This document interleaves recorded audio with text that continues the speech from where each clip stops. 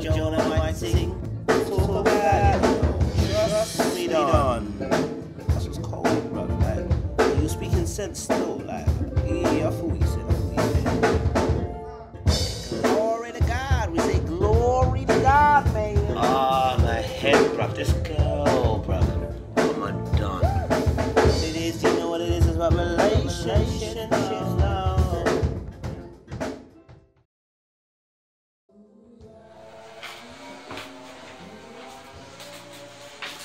Yo. This is a special episode called Make Sure You Marry Your Rachel.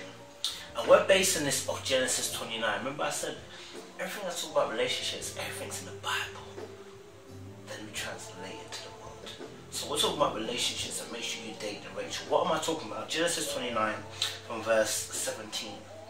It says, from verse 16. It says, and Laban had two daughters. The name of the elder was Leah, and the name of the younger was Rachel. Leah was tender-eyed, but Rachel was beautiful and well-favored.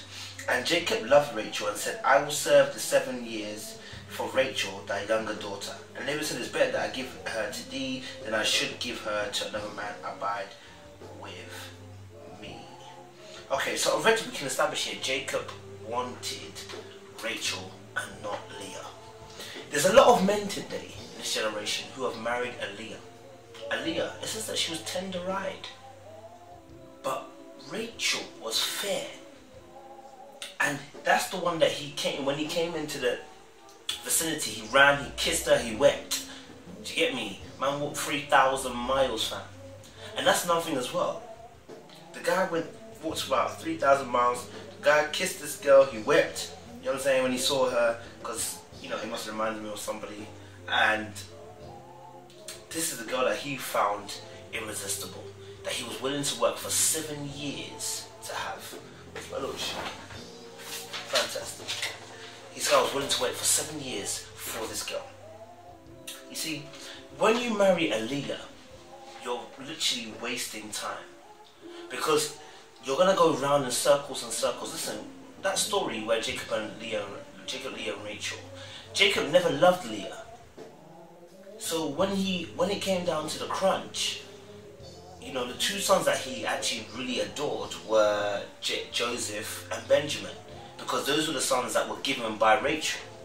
In the long run, you spend less time by going for the one that you want and holding off and saying, listen, I want that Rachel, I want that girl, do you get me? And going for that one. Because when you settle for second best, what happens is you set off for whole emotional events which waste your time and that girl's time. You see, a girl that's a Leah to you is a Rachel to somebody else. One man's treasure is another man's trash. So you have to understand that you taking that Leah and getting with her is a waste of time, because what will happen is then you don't want it, in the end it breaks up, and then you have to give it to somebody else. But that's wasted time. Do you see what I'm saying?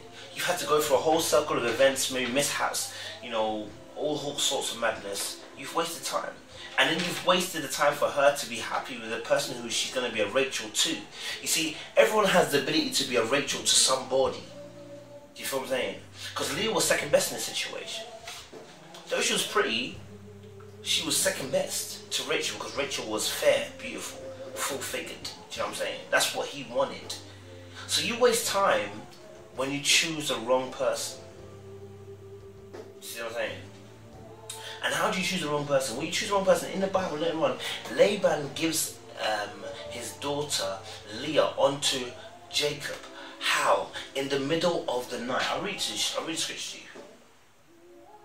And it came to pass in the evening that he took Leah his daughter and brought her unto him, and he went in unto her. Now how can somebody after 7 years not know who he's dating? We spoke about this in the dark vlog. But how did he not know? He didn't know because I guess the guy just didn't spend enough time with Rachel getting to know her. Do you feel what I'm saying? So until you get to know somebody, you will never know whether they're Rachel or a Leah. Fully get to know them. That's why they say the best relationships are the ones where you start as friends, because you can actually see every type of behavior that they go through and how they react to situations and whether you can handle it or not. Leah, if you choose it, will waste your time.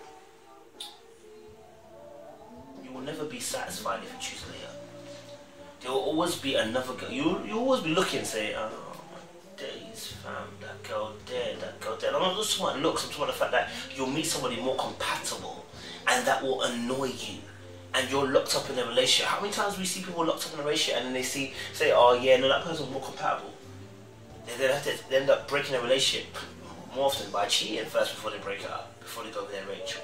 So I'm saying, like, you don't want to have to get to that point where you have to break up a relationship that you're in, then to grab a Rachel, because it's all long when it happens like that. And in fact, you can even grab yourself a Rachel, but the fact is, depending on how you even grab them, is how you can lose them.